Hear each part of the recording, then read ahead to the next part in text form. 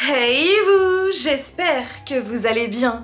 Oui, nous sommes enfin au mois d'octobre et qui dit octobre dit forcément Halloween, ma période préférée. Et donc depuis de nombreuses années maintenant, je pense que ça doit faire 7 ou 8 ans dans ces eaux-là, oui, le temps passe très vite, je fais chaque année au tout début du mois d'octobre une vidéo dans laquelle je vous partage une nouvelle sélection de films que je vous conseille de voir ou de revoir pour la période d'Halloween. Et donc c'est enfin cette vidéo que j'adore faire chaque année. Donc si le programme vous plaît, eh bien allons-y. Mais avant, générique.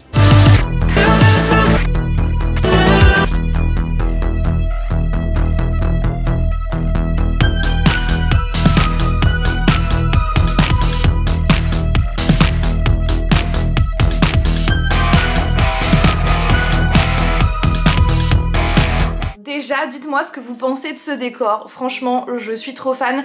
Je voulais quelque chose d'assez minimaliste cette année, mais en même temps quelque chose de dark avec cette tapisserie des Blacks que je kiffe, que je voulais depuis que je l'ai vu au cinéma quand j'avais, je sais pas, c'était pour la sortie du Prisonnier d'Azkaban, donc j'avais peut-être 11, 12, 13 ans dans ces eaux-là. Je voulais cette tapisserie à la maison et ça y est, c'est enfin là. Donc pour celles et ceux qui me suivent sur TikTok et Instagram, vous l'avez déjà vu. D'ailleurs, je vous invite très fortement à me suivre sur ces deux réseaux sociaux puisque tout le mois d'octobre, je fais le mois Octowin où je poste une vidéo ou une photo tous les jours du 1er au 31 octobre. Oui, donc n'hésitez pas à me suivre aussi là-bas pour avoir du contenu Halloweenesque. Je commence avec The Haunted Mansion qui est sorti l'année dernière au cinéma et que j'ai adoré. Bon, forcément, sinon il ne serait pas dans cette vidéo. Et d'ailleurs, The Haunted Mansion fait partie de mes films préférés de l'année passée. Tout d'abord, sachez que ce film est inspiré de l'attraction mythique The Haunted Mansion qui est située donc à Disneyland, pas Paris, mais Anaheim en Californie. Et on a eu la chance de la faire l'année dernière avec Flav et Alec. Clairement, c'est une dinguerie, vraiment. Puis le bâtiment, en plus, c'est dans l'esprit justement Nouvelle-Orléans, comme dans le film. Et c'est génial. Sachez aussi que c'est un reboot du film Le Manoir Hanté et les 999 fantômes qui est sorti en 2003, qui d'ailleurs fait partie de mes films favoris pour cette période d'Halloween et c'est sûr que je vais le regarder au moins une fois ce mois-ci.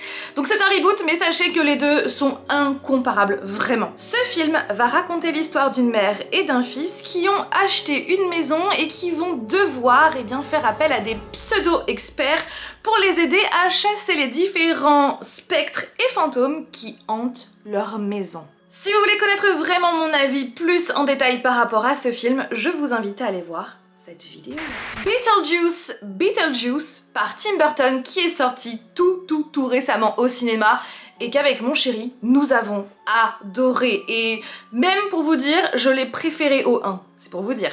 Pour ne pas vous spoiler, Beetlejuice, qui est donc la suite de Beetlejuice sortie en 1988, je vais vous résumer le premier film.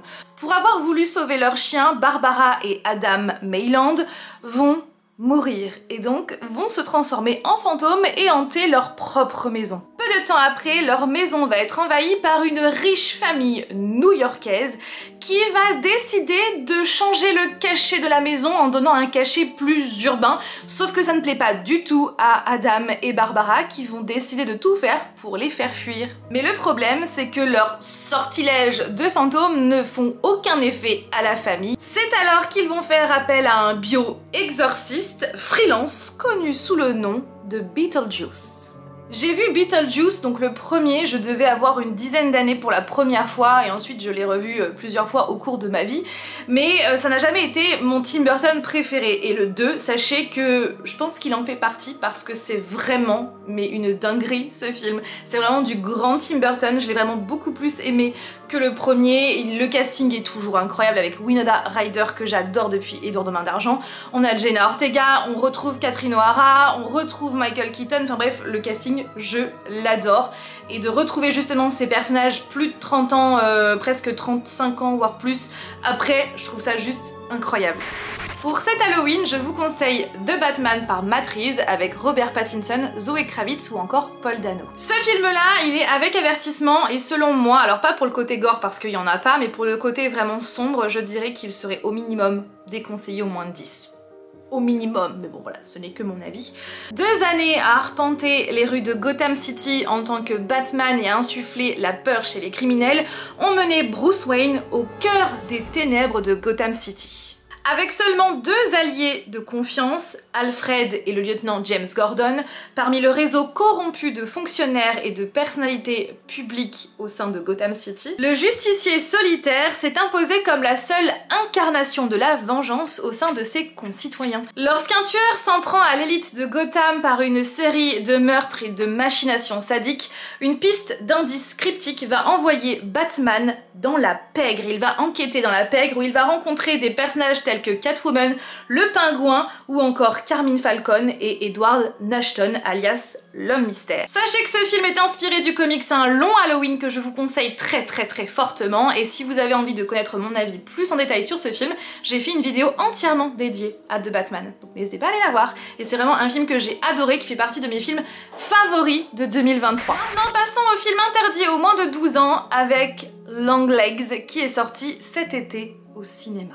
L'agent du FBI Lee Harker, une nouvelle recrue talentueuse, va être affectée sur le cas irrésolu de plusieurs meurtres qui ont eu lieu sur plusieurs décennies. Le FBI pense que c'est un serial killer, étant donné qu'à chaque fois, il y a toujours une lettre qui est retrouvée sur le lieu du crime. Il y a une lettre codée que le FBI n'arrive pas justement à décoder.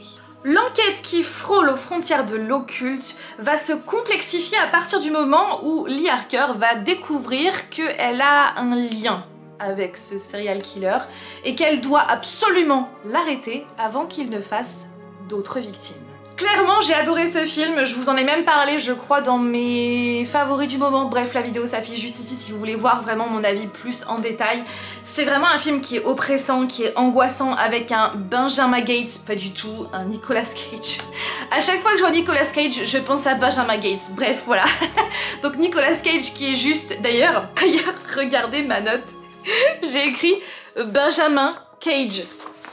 Voilà, plutôt que Nicolas Cage. Bref, donc tout ça pour vous dire que Nicolas Cage est incroyable, vraiment, dans un rôle dans ce film. Je ne vais pas vous dire lequel, et franchement, vraiment pépite, parce que c'est un film qui reprend justement les codes du genre horreur, de l'épouvante, sans forcément avoir du gore à tout va, des screamers à tout va, et c'est ça aussi que j'aime. Parlons maintenant du film Dans le Noir, qui est également interdit aux moins de 12 ans. Quand elle était petite, Rebecca avait peur du noir, et quand elle est partie de la maison familiale, elle pensait justement avoir mis fin à ses terreurs enfantines. Sauf que désormais, c'est au tour de Martin, son petit frère, d'être victime des mêmes phénomènes surnaturels. Parce que oui, une créature terrifiante, mystérieusement liée à la maman Sophie, rôde de nouveau dans la maison familiale. Cherchant absolument à découvrir la vérité, Rebecca comprend que le danger est imminent, surtout dans le noir. Alors sachez que ce film est basé sur le court-métrage Lights Out de David F. Sandberg, que je n'ai pas vu et que je devrais regarder. Et clairement je trouve que c'est un film qui est vraiment efficace parce que tous les codes du genre horreur sont bien maîtrisés. Donc sachez aussi que c'est un film qui est produit par James Wan, qui a fait notamment Conjuring, Saw, Insidious, etc. etc. Donc oui, hein, il en a sous la botte, j'ai envie de dire. Super l'expression. Bref, donc l'angoisse de ce film monte vraiment crescendo tout au long du film sans forcément avoir de musique, et ça je trouve ça cool. Alors oui, effectivement, le scénario est plutôt simple, même s'il y a un plot twist, je trouve, qui est vraiment de qualité, auquel on ne s'attend pas forcément. Je trouve que ce film, dans sa globalité, est glauque, terrifiant à souhait, avec de bons acteurs. Parlons maintenant de Blink Twice, par Zoe Kravitz, son tout premier film, qui est interdit aux moins de 12 ans. Quand le milliardaire Slater King, joué par Channing Tatum, rencontre Frida, jouée par Naomi Ackie, c'est le coup de foudre. Slater va donc inviter Frida sur son île privée où elle va découvrir des soirées décadentes où le champagne coule à flot. Mais des événements étranges vont alors commencer à se produire lors de ces fêtes et même le lendemain parce que Frida ne se souvient pas.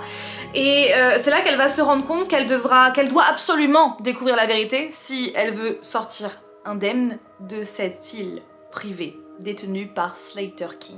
Honnêtement, c'est un thriller horrifique qui est efficace, donc qui est sorti en août dernier au cinéma. Je trouve qu'il glace le sang, alors pas par le côté ça fait froid dans le dos, ça fait frissonner, mais par le côté gore de certaines scènes et aussi par les détails de l'histoire qui se révèlent au fur et à mesure qu'on avance dans le film, qui sont clairement saisissants. Enfin, c'est... faut le voir pour comprendre. Clairement, en regardant ce film Blink Twice, il est impossible de ne pas penser à l'affaire d'Epstein. Epstein, j'ai jamais su comment ça se prononçait, et d'un côté, je m'en fous étant donné que ce mec était une pourriture. Bref, donc c'est une histoire vraie malheureusement, et si vous ne savez pas, je vous invite à aller faire vos propres recherches. Après, âme sensible s'abstenir parce que ce sont des histoires vraies, voilà. Et en plus de ça, bah, comme il n'est plus de ce monde et que je pense que tous les gens se cachent entre eux dans cette industrie, puisque ça touche l'industrie du cinéma essentiellement, mais pas que, hein, d'autres célébrités et même des gens inconnus, malheureusement ça a été un peu étouffé, sauf que là on a l'affaire maintenant P. Diddy. Clairement ce film Blink Twice me fait aussi penser à l'affaire P. Diddy qui a éclaté dans l'industrie musicale aux États-Unis actuellement. Après peut-être que Zoé Kravitz s'est inspirée de cette histoire, peut-être, parce que ma théorie, elle se serait inspirée de ces histoires-là parce que son père, Lenny Kravitz, était très proche de Aaliyah qui était était proche de P. Diddy et qui malheureusement est décédé. Donc peut-être que Lenny Kravitz lui a parlé de pas mal de choses par rapport à ça et que du coup elle aurait décidé d'en faire un film. Je sais pas, c'est ma théorie, mais en tout cas cette histoire de P. Diddy m'obsède en ce moment. Je suis à fond sur cette histoire parce que je trouve que c'est horrible et tous les jours on en apprend plus, et de savoir que peut-être Justin Bieber, Usher et plein d'autres personnes sont liées, ça me... Voilà, bref, je vous invite à aller faire vos propres recherches, donc c'est ma petite réflexion de cette vidéo. Et vraiment, Blink Twice, c'est un thriller horrifique de qualité qui est efficace. Je suis fan de l'acteur suédois Bill Skarsgård depuis la série Hemlock Grove, que je vous conseille tellement, sauf que je ne sais même pas où vous pourrez la regarder étant donné que Netflix l'a enlevé de son catalogue, donc en tout cas c'est vraiment une série que je vous conseille si un jour vous tombez dessus. Et ensuite de ça, il a fait Pennywise dans sa chapitre 1 et 2 par Andy Muschietti. Vous le savez, j'adore Pennywise, c'est vraiment mon méchant préféré avec Michael Myers, qui d'ailleurs est juste ici. Hop, hop, voilà. Et ensuite il a fait donc Barbare, où il a joué dedans et il a aussi produit. Barbare, c'est vraiment un de mes films d'horreur épouvante préférés, je vous le conseille mais tellement, je vous en ai parlé à plusieurs reprises. Et plus récemment au cinéma, on l'a vu dans The Crow par Rupert Sanders, qui est interdit aux moins de 12 ans. Alors que Eric et Shelly filaient le parfait amour, ils vont être sauvagement assassinés par un gang de criminels.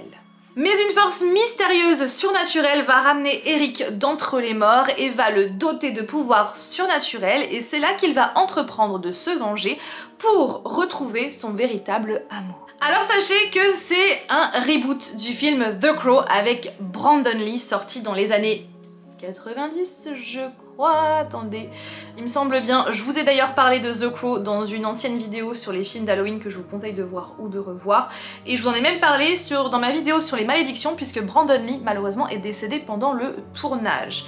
Donc The Crow il est sorti en 96, c'est ça, donc c'est un reboot, mais pour moi je trouve qu'ils sont pas à comparer étant donné que même si c'est la même histoire, là dans The Crow, ce reboot avec Bill Skarsgård de Rupert Sanders, on a vraiment, comment dire, la mise en scène, l'illustration aussi, l'univers est quand même très différent et il y a quand même beaucoup plus de fantastique dans ce film que dans le précédent.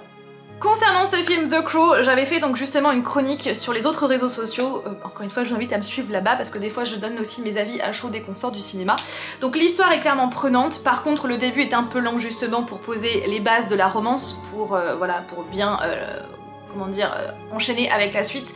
Sauf que pour ma part, c'est ça aussi le point faible de ce film, c'est qu'à mon sens il est un peu inégal en fait en termes de rythme. Et il y a aussi des personnages qu'on voit mais on sait pas ce qu'ils font là puisqu'ils ne sont pas du tout détaillés. Mais hormis ça, c'est vraiment un film que j'ai vraiment apprécié. Après vous dire, est-ce que je le préfère au premier, donc The Crow avec Brandon Lee?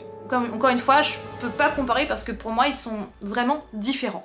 Mais sinon c'est un film que je vous conseille. Après ce n'est pas le meilleur de Bill Skarsgård, ça c'est sûr. Plus récemment encore, on retrouve l'acteur Bill Skarsgård dans le film Boy Kills World, disponible sur Amazon Prime. Alors je le mets dans la catégorie déconseillé interdit aux moins de 12 ans étant donné que c'est ce qu'il devrait être, puisque oui, ce film là il est juste déconseillé aux âmes sensibles parce que il est juste avec avertissement, parce que que certaines scènes peuvent choquer.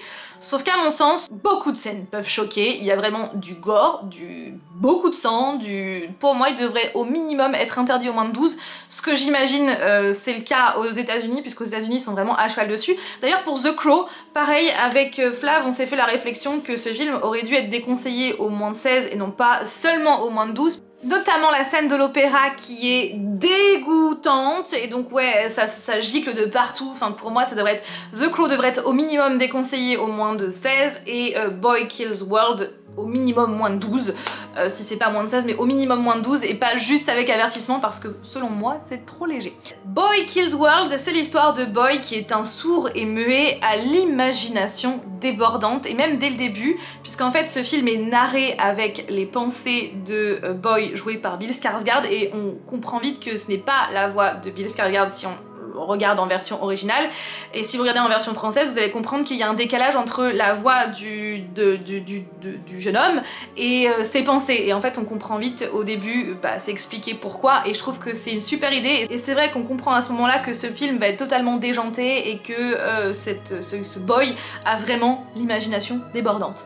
Donc lorsque sa famille est assassinée, il va s'échapper dans la jungle et va être entraîné par un mystérieux chaman qui a réprimé son imagination enfantine pour qu'il devienne un instrument de mort. Et il va être entraîné pour justement tuer la famille qui dirige la dictature actuelle. Clairement au départ de ce film on se dit mais qu'est-ce qui se passe, c'est vraiment what the fuck, ça part dans tous les sens, et au départ je sentais que je n'allais pas aimer et finalement bah si, j'ai kiffé, j'ai adoré, c'est déjanté, bien ficelé, bien joué avec un plot twist dont on ne s'attend pas. Clairement Bill, on voit une autre facette de son jeu d'acting justement, et même si ça part dans tous les sens ça reste bien maîtrisé avec une dose d'humour qui est juste là où il faut, donc vraiment c'est un film que j'ai adoré. Parlons maintenant du film Hérédité qui est interdit aux moins de 12 ans. Lorsqu'Hélène, la matriarche de la famille Graham, décède, sa famille découvre des secrets de plus en plus terrifiants sur sa lignée.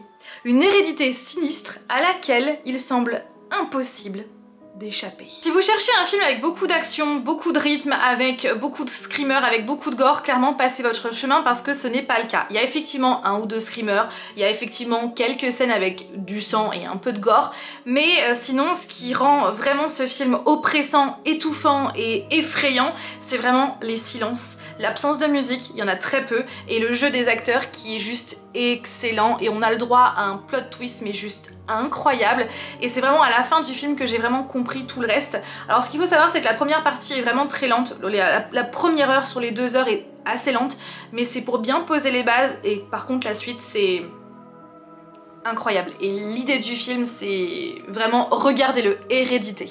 En film interdit aux moins de 16 ans, je vous conseille la saga Terrifier 1 et 2 et le 3 va sortir le 9 octobre prochain au cinéma. L'histoire se passe la nuit d'Halloween et donc dans le premier, 2 femmes vont croiser la route du tueur Art the Clown qui est vraiment un tueur sadique, et donc c'est un Art et donc un clown tout simplement. Donc si vous êtes coulrophobe et si vous n'aimez pas les scènes de gore parce que c'est très gore, et si vous n'aimez pas les slashers, franchement passez votre chemin, mais sinon si vous adorez, clairement je pense que vous allez être bien servi. Apparemment j'ai cru comprendre que le 3 était encore plus gore que les précédents, donc je pense que ça va déménager vraiment. Après je ne vous dis pas qui est Art the Clown, je ne veux pas, parce que je veux vraiment vous laisser découvrir. Voilà pour ces films que je vous conseille de voir ou de revoir pour Halloween 2024. J'espère que cette vidéo vous a plu. N'hésitez pas comme toujours à réagir en commentaire, à citer d'autres films que je n'ai pas cités dans cette vidéo ni dans les précédentes. D'ailleurs je le répète, les liens des précédentes vidéos des années précédentes seront en barre d'informations. Sur ce, je vous fais plein de bisous, prenez bien soin de vous et de vos proches, et je vous dis à dimanche prochain pour une nouvelle vidéo, ou sinon tous les jours sur les autres réseaux sociaux puisque c'est Octoween. Allez, bye!